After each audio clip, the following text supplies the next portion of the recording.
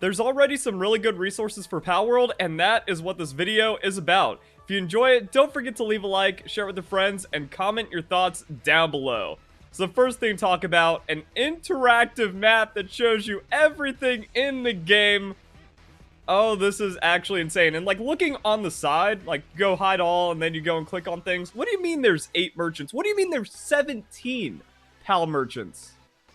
Oh, I just have been slipping and have not paid attention. Now, one thing I haven't found that I've been looking for is a chart that shows everything every merchant, PAL merchant, and black marketeer shows. So when we have that, now it's going to be like really crazy for planning things around your map. Same thing for really anything else. That's a lot of eggs and treasure chests, and I know people have like realized the power of eggs where you go out, you get a large egg, maybe a huge egg. It hatches in a couple minutes or a couple hours, and then you get like the ultimate breeding chain because it turns out that was a Suzaku.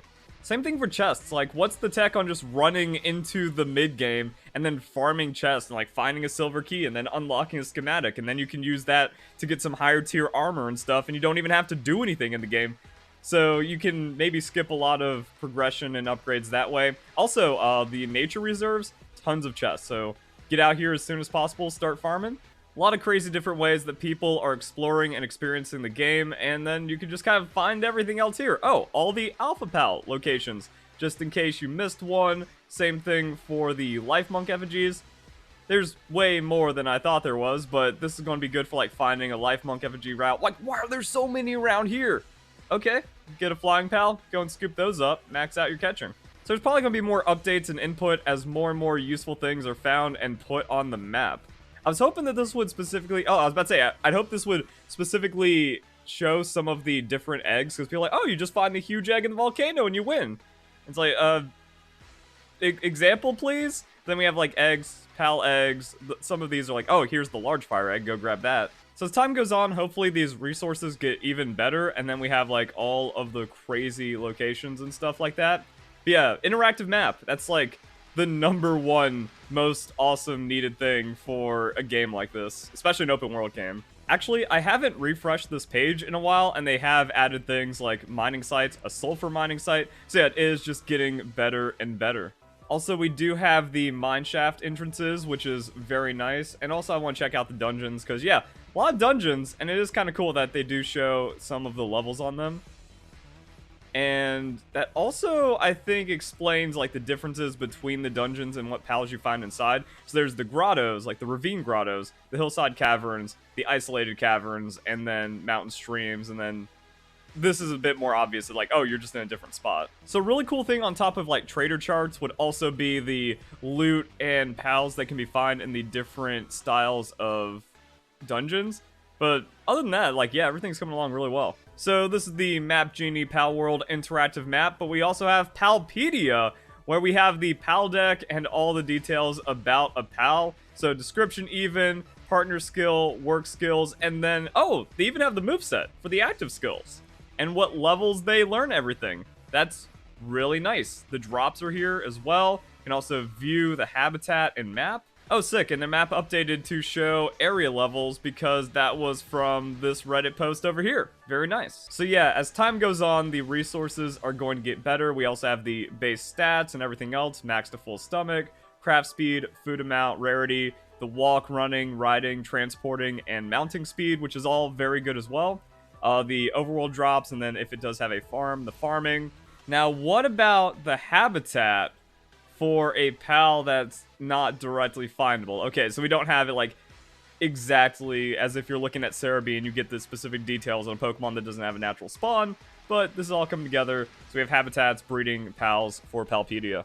And then we have paldex.gg. So this has your Paldeck, this has items, this has a breeding calculator. The other one has a breeding calculator as well. But what makes this one unique is a base building tester, and then people can submit their base builds and use that to kind of get ideas or maybe find the most optimal base building.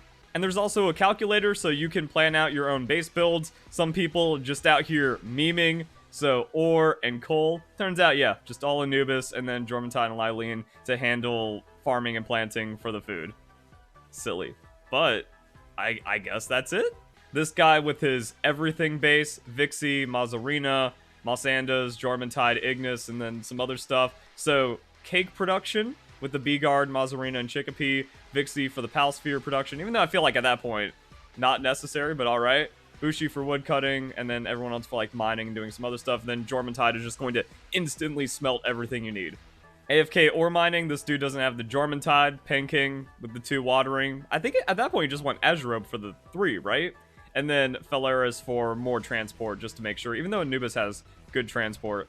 So yeah, the Anubis spam, that's the best AFK ore mining. Wait, there's just no way these Anubis bases are actually optimal, right? Because when I was making my money-making base, I realized, yo, the ore takes so long to spawn, there's just a hard cap as to how much ore you can get and how much, like, ingots and money you can process from that. So you do need 3 Anubis, that way they're fixated on the rock quarry, but I don't know how many you need after that, especially if they're max level or upgraded in any kind of way. So like 6 Anubis total, and then you just take out the natural ore spawns fast enough as well. Maybe 4 or 5 if you're going to be doing the coal and ore base, which is what this is based off of. But I feel like that leaves enough open in the end to where you should probably just put a cake factory inside of this as well. And then that is actually the best base in Palworld when you have access to all of the super ultra mega late game stuff. But then some interesting bases for like gathering and farming and resources just in the early game, mid game, and whatever, so you can see different designs and get inspiration. This design being so bad, it inspired me to actually get the idea to just use max level stuff to get the best base, and that's going to probably be a future video. Like, comment, subscribe, share, playlist, fun stuff like that.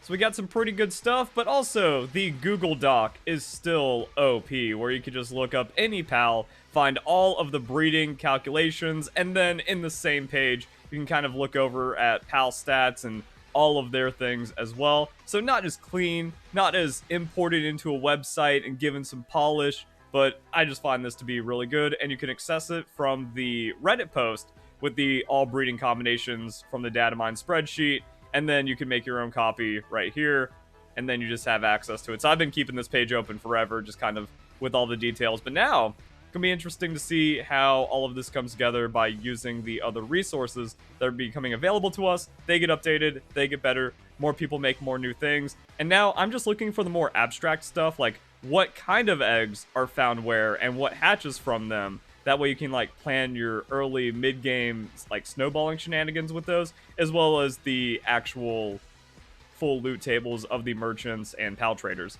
So there we go, guys. It's coming together.